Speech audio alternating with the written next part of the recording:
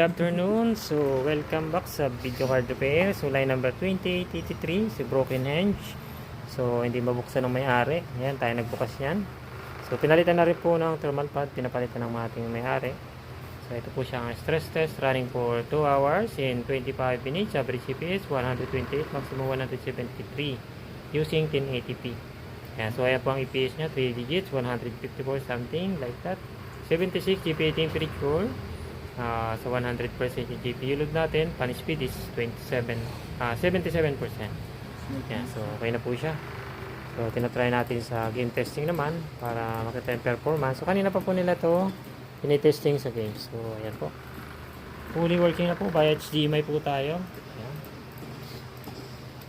Para po produce natin EPS, ayan po, 3 digits. Right, so ayan natin update. Ito yung ating mga test player, mga playing tester.